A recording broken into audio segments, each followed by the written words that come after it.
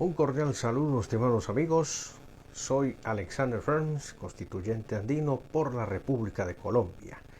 Representación internacional ad honorem de alto nivel por el sector social desde el año 2012.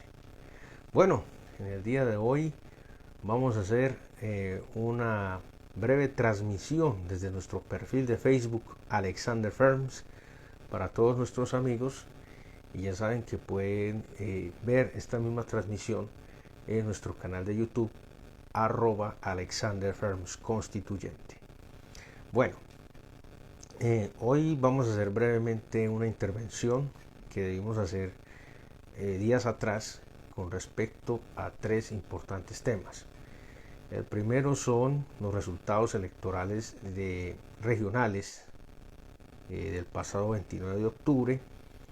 Vamos a hablar también de otro tema muy importante, que son las reformas que se están adelantando en el Congreso de la República y finalmente de la gestión presidencial. Bueno, vamos a iniciar entonces con el primer tema, que son los resultados electorales regionales del año 2023. Digamos que aquí el análisis se reduce a los resultados que ustedes ya conocen, publicados por la Registraduría Nacional del Estado Civil. A pesar de que en muchos lugares se habla de fraude, hasta el momento, como ustedes saben, se deben reunir todas las pruebas necesarias para que las demandas que ya están inclusive rodando pues tengan un sustento jurídico y puedan hacer su tránsito en las instancias correspondientes. Esto no quiere decir que la sombra del fraude no esté presente. Sí está presente, y todos sabemos aquí que las instituciones como la Registraduría, Consejo Nacional Electoral, entre otras instituciones administrativas o entes administrativos inclusive de control, pues tienen bastantes cuestionamientos, sobre todo por las diferentes actuaciones y los casos que se han dejado de juzgar y otros que sí han tenido celeridad. Lo vamos a hablar es porque en estos resultados electorales pues todavía hay discrepancias con respecto a la elección de varios candidatos a nivel nacional. Hay unos casos puntuales, por ejemplo en la gobernación del Amazonas, donde considero, y lo voy a decir aquí públicamente, que sí hubo fraude a favor del candidato del pacto histórico, que realmente no representa a esa colectividad ni tampoco representa digamos a los sectores socialmente excluidos, a los sectores progresistas o alternativos del departamento estado del Amazonas colombiano. Entonces ese asunto de que tenga la camiseta del pacto histórico y haya sido avalado por uno de los partidos del pacto histórico, creo que es Colombia Humana, no significa que este candidato que hoy están tratando de justificar su victoria, entre comillas, fraudulenta, sea una persona que represente a, digamos, estas colectividades. Entonces, ese es el primer mensaje. El segundo mensaje: en varias ciudades capitales hemos tenido unos fenómenos bastante interesantes. Sin embargo, el fenómeno de Medellín, vamos a hablar aquí en el caso nuestro, una victoria aplastante de Federico Gutiérrez sobre su inmediato contendor, y eso que aquí no hablan del voto en blanco porque tuvo una votación bastante importante, y esta votación, digamos que refleja el descontento de un número significativo de ciudadanos que no estaban de acuerdo ni con Federico ni con la propuesta del exalcalde Daniel Quintero, ni tampoco están de acuerdo con ninguna de las otras propuestas expresadas en las demás candidaturas. El voto en blanco fue bastante importante, no se puede dejar de lado, sacó más votos que el resto de los candidatos que quedaron por fuera de los dos primeros. Entonces ya ustedes sabrán de qué estoy hablando, ¿cierto? Pero yo me esperaba una votación grande a favor de Federico porque lograron materializar su discurso, pero no me imaginé que iba a ser tan grande la diferencia. Una diferencia completamente aplastante. Y bueno, ya se tendrán que mirar algunos aspectos sobre ese fenómeno. Lo cierto es que en Medellín y en Antioquia los sectores tradicionales son los grandes vencedores. Eso hay que decirlo y hay que tenerlo presente. Bueno, en la gobernación de Antioquia el señor Andrés Julián Rendón sacó una diferencia no tan importante, pero sí determinante para lograr la victoria sobre Luis Pérez. Y Luis Pérez no acepta la curul en la asamblea departamental, dice que va a apelar, que va a dar una batalla jurídica, porque según sus palabras o el comunicado que él emitió, pues hay fraude. Entonces, bueno, dejamos la situación ahí. El balance general que habíamos dicho en días anteriores, inclusive semanas anteriores al día de las elecciones, en el programa Actualidad Política, donde hablamos de un 80-20, no estuvimos equivocados. Precisamente se dio un 80-20 frente a, digamos, lo que venía sucediendo a nivel nacional con respecto a la gestión nacional, o sea, la gestión a nivel del gobierno nacional reflejada en las regiones y el descontento de gran parte de la ciudadanía desde las regiones y en las ciudades principales, sobre todo, sobre la gestión particular de algunos alcaldes y ahora exalcaldes que no supieron administrar sus ciudades, no supieron administrar los departamentos, y ahí se ven reflejados los resultados. Y súmenle la campaña antigobierno. Aquí estamos haciendo un análisis de lo que sucedió muy breve, porque queremos ahondar esto en el programa Actualidad Política. Queremos hablar ya concretamente sobre los puntos esenciales de por qué se dio este fenómeno,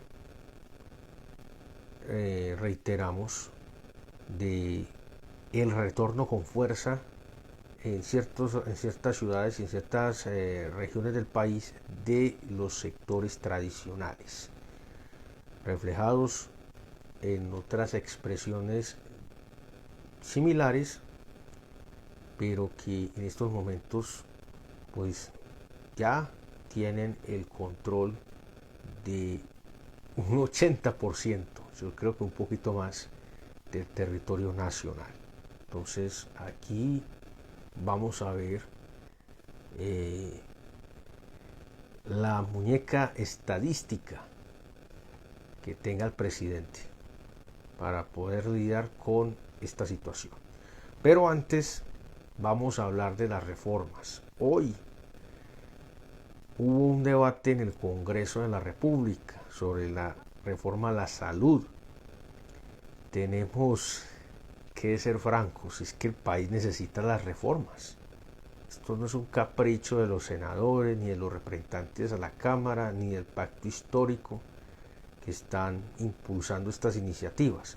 Las reformas son completamente necesarias porque el país quedó destruido desde el año 2002, concretamente para acá. Si vamos a hablar de destrucción, desde 1998 pues se inicia la etapa fuerte de destrucción de los diferentes sectores sociales, pero si vamos a ser más rigurosos, pues tenemos que irnos a 1990 con la ley 50 y luego a 1993 con la ley 100, y si ustedes quieren pues nos podemos ir más atrás y vamos a llegar a 1886, donde se proclama la Constitución política centralista, determina lo que hoy es la República de Colombia, y en 1867, si nos vamos más para atrás, pues el derrocamiento del último proyecto progresista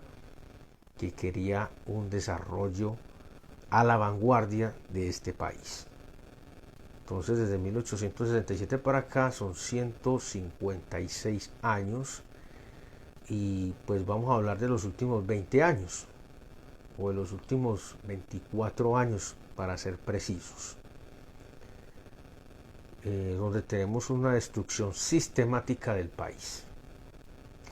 Las reformas son necesarias. ¿Por qué? Porque el país, según la Constitución Política de 1991, o sea, la administración de gobierno tiene la obligación de cumplir con los deberes y derechos constitucionales.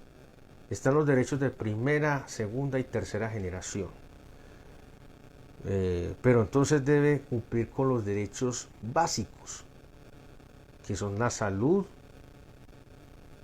que es el empleo, la vivienda, la educación, saneamiento básico, es decir, los servicios públicos.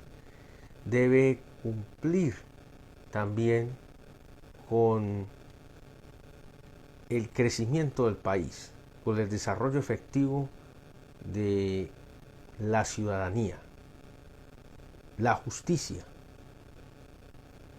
entre otros importantes temas. Es que el problema de Colombia es tan complejo que por donde usted mire hay problemas, y no son problemas pequeños, son graves. Entonces el problema de la salud es uno de esos problemas graves que tiene el país, y vamos a decir las cosas aquí como son.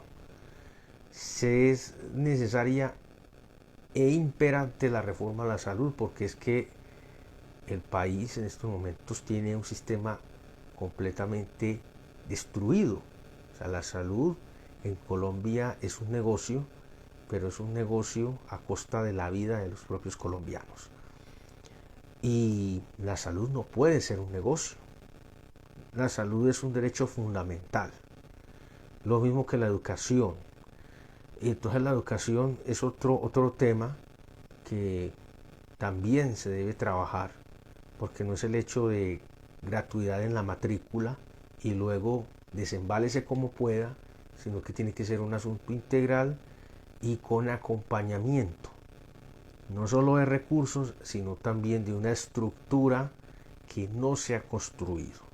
Aquí no se ha construido una estructura para plantear un sistema de educación que responda a las necesidades del país y que permita que el país salga del analfabetismo social, político, económico y cultural que tiene en estos momentos.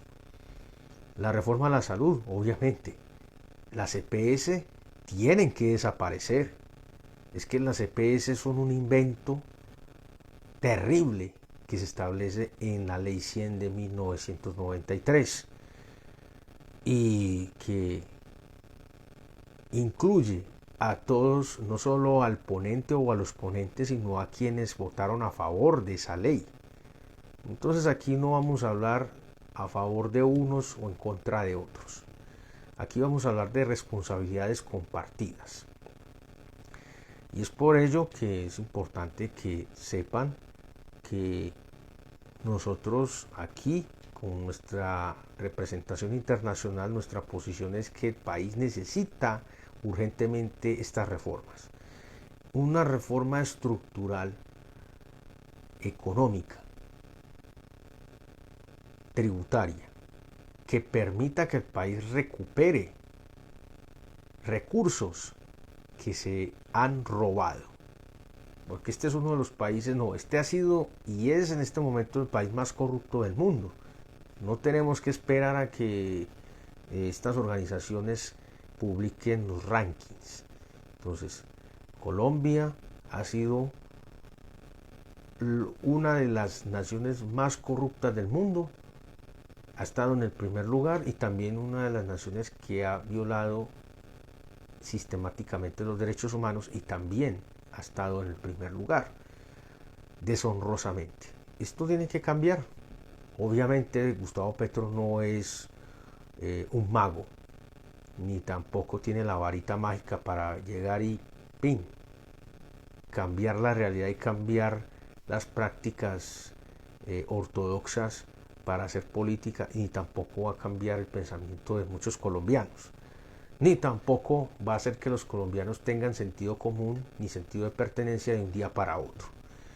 Eso es imposible. Pero por lo menos con la gente que tenga conciencia, pues hay que empezar un trabajo. Entonces las reformas hay que hacerlas porque las necesita el país. No podemos seguir beneficiando a los mismos sectores de siempre. Esto es un mensaje que hay que darle a toda la gente. Y es que si quieren debatir sobre las propuestas de reformas, pues léanlas y tengan argumentos. No se queden con lo que digan ciertos medios de comunicación, ni tampoco se queden con lo que les digan en la calle personas que ni siquiera tienen conocimiento de política, ni personas que tampoco por lo menos se han leído los textos. Hay que meterle sentido común a la cuestión. Dígame, ¿cuántos de ustedes han pedido una cita en una EPS? ¿A cuántos de ustedes les ha tocado esperar esa cita o pedir una cita con un especialista? Le niegan medicamentos y recetan cualquier cosa, acetaminofén, ibuprofeno, bueno, diclofenaco. Entonces hay que meterle sentido común a las cosas. ¿Quiénes son los que nunca piden una cita en el sistema regular de salud? Hay que hacerse esa misma pregunta. Bueno, los sectores tradicionales, las personas que pertenecen a las clases tradicionales, nunca les ha tocado eso, porque ellos tienen salud prepagada, para que sepan. Ellos pagan para tener una atención privilegiada, casi personalizada, mientras que el resto tiene que llamar o ir a pedir la cita para que se la den dentro de un mes, 2 meses, o en el peor de los casos ni se la den. Y si es con un especialista, peor. El sistema está colapsado, saturado, la medicina se ha vuelto una profesión prostituida. Ya los médicos no tienen vocación, esto hay que decirlo. Las enfermeras, el sector salud, son muy poquitos los que tienen vocación, no son todos, pero los poquitos que están realmente con su fe intacta en que van a ejercer una labor concretamente para el bienestar de la salud de las personas, para salvar vidas.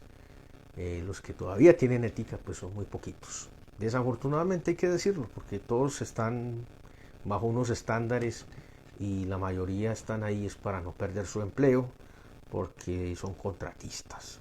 Entonces hacen lo que la EPS les diga, hacen lo que en la institución de salud les digan, y como la institución y la EPS están así, pues bueno, por eso es que ahora se ven más muertes por cosas que no deberían ser, o sea, cosas que realmente tienen cura y se pueden tratar. Por eso es que hay que reformar el sistema de salud. Aquí no se vengan a creer el cuento de que es que se va a destruir el sistema, que es que la gente va a quedar sin atención. No, es que no hay atención. Es que el sistema de salud está destruido y hay que reconstruirlo. Y tienen que recuperar la plata que se robaron. Donde esté, tienen que ir por esa plata y tienen que ir por esos personajes. Aquí tiene que empezar a aplicarse la justicia, y la justicia también se tiene que reformar, porque es que no le podemos seguir dando beneficios a los delincuentes. Los delincuentes tienen que pagar, y si se tienen que endurecer las sanciones, pues eso habrá que hacer, así como ocurrió en Singapur. Los invito para que averigüen o indaguen sobre lo que ocurrió en Singapur, y si se tiene que hacer en Colombia, pues que se haga. Eso hay que hacer. La reforma estructural de gobierno, eso hay que hacer. Las reformas a la pensión, a la reforma pensional, por ejemplo, eso también hay que hacerlo. Hay que buscar los mecanismos para que las personas que coticen más, pues tengan la posibilidad de recibir un porcentaje similar a lo que cotizaron, porque tampoco se pueden poner a pagar un mínimo a una persona que cotizó sobre la base de 4, 5, 10, 20 millones. No, eso tampoco es justo, ¿cierto? Entonces hay cosas que hay que revisar. Y la reforma social, que esto, yo pienso que esta es una de las principales reformas, es que el gobierno tiene que estar al servicio del pueblo. Y aquí es donde vamos a entrar al último tema, al tercer tema, que es la gestión presidencial. Volvemos y lo decimos aquí. Esperemos que el señor presidente en algún momento pueda ver o pueda tener oportunidad de acceder a estos contenidos y analice muy bien. En estos momentos Colombia necesita un estadista. Necesita un estadista. Y ese estadista tiene que tomar decisiones trascendentales. Tiene que empezar a colocar las cosas en su lugar. Y si ese estadista no lo hace, se lo come en vivo. ¿Quiénes? Los sectores tradicionales. Nosotros creemos que el presidente ha tenido las cualidades y las capacidades suficientes de discernimiento para entender lo que estamos tratando de decir. Y hay que decir que el presidente ha estado mal rodeado. Desde que comenzó la presidencia ha estado mal rodeado. Asesores que no tienen la talla para gestionar un proceso de apoyo al presidente. El presidente tiene que rodearse de gente realmente capacitada, pero no capacitada únicamente con cartones y títulos. Se necesita gente con sentido común, con sentido de pertenencia y con humanidad, para que sepan que no solo están ahí devengando un sueldo ni obteniendo una posición política o un estatus social o administrativo importante, sino que en sus manos está el buen funcionamiento del aparato estatal. Y en este momento hay cosas que no están funcionando. Y vuelvo e insisto, las comunicaciones no funcionan. El señor presidente tiene que darse la tarea de salir personalmente, así como estamos haciendo en estos momentos nosotros, a comunicar su trabajo, su gestión, y de paso empezar a cortar con un montón de cosas que se vienen dando en otros medios de comunicación. ¿Por qué? Porque si no vamos a continuar con más de lo mismo, como estamos en estos momentos. Y estas comunicaciones tienen que estar dirigidas por una persona que realmente sea afín al proyecto y no la persona que hoy está dirigiendo el ministerio. Tiene que ser una persona que realmente sepa que esto necesita un direccionamiento serio y con conocimiento del país.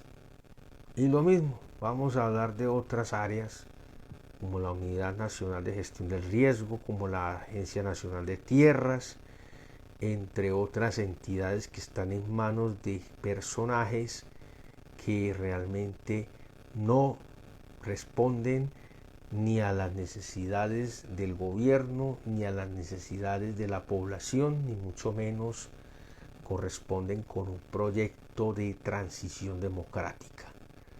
Solo corresponden a sus propios proyectos individuales. Y el presidente tiene que tomar cartas en el asunto. Tiene que empezar a evaluar de quién se está rodeando. Nosotros aquí estamos dando una asesoría gratuita porque realmente vemos graves falencias en esta situación con respecto a la gestión de gobierno, porque no se comunica nada, la gente no sabe qué está pasando, qué se está haciendo. Y señor presidente, usted debe saber que la radio es en estos momentos, si vamos a hablar de uno de los medios principales de comunicación, es el principal medio de comunicación, la radio, porque la radio llega a todas partes, inclusive llega hasta el Amazonas y a la Guajira, hablando de extremos geográficos norte y sur, oriente y occidente, Pacífico y llanos orientales. Y usted necesita que llegue esa información de su gestión. Pero eso no está sucediendo. Hay comunicaciones por medios digitales y por Twitter o X. Y esto realmente no le llega a toda la población, le llega a un pequeño segmento de la población que tiene un teléfono como el que estamos utilizando para hacer esta transmisión. Y yo le aseguro que en el Amazonas usted no va a encontrar muchas personas que tengan un teléfono de estos con internet y que puedan ver sus trinos, sus postales o sus posteos, ni tampoco el programa que se emite por YouTube, porque usted no le puede pedir a una comunidad indígena o una comunidad campesina aislada que tenga un teléfono de estos con internet y con buen internet. Lo mismo ocurre en la costa pacífica, lo mismo en la Guajira, para que hagamos conciencia. Y lo mismo con los canales de televisión, la misma situación. Entonces, el gobierno no se debe limitar a responder mensajes ni agravios por Twitter o por X. No se le puede estar dando importancia a inclusive personas que ni siquiera realmente la tienen. Hay que darle importancia a lo verdaderamente genuino, y son los problemas que tiene Colombia. Mire al sur del país. En el sur del país tenemos unos problemas con varios asentamientos en el Amazonas. Ya hay un memorando del Ministerio del Interior para la Dirección de Derechos Humanos. Ya saben esta problemática en el Ministerio del Interior. 2 senadoras han estado apoyando este proceso y desafortunadamente aquí no tenemos la misma disposición de parte del gobierno central, entonces no sabemos qué están esperando. Aquí nosotros somos un puente entre estas comunidades y ustedes, el gobierno nacional y el Congreso. Ojalá yo pudiera hacer más, pero la representación internacional no me permite tener esa posibilidad de recursos, ni tampoco de una representación más efectiva, porque si la tuviera ya estuviera en el Congreso denunciando estos graves hechos y hablando directamente con el presidente. El presidente tiene que saber que tiene que gobernar es un país completo, no una ciudad. Y debe saber que aquí hay personas como yo que estamos y seguimos trabajando por estas comunidades. Y nuevamente, de manera respetuosa, señor presidente, evalúe muy bien con quién se está rodeando. No está bien rodeado y hasta que usted no haga algo, esto no va a cambiar. Una feliz noche para todos y recuerden, nuestra batalla moderna no es por la libertad de una nación, es por la libertad de la raza humana. Una feliz noche para todos.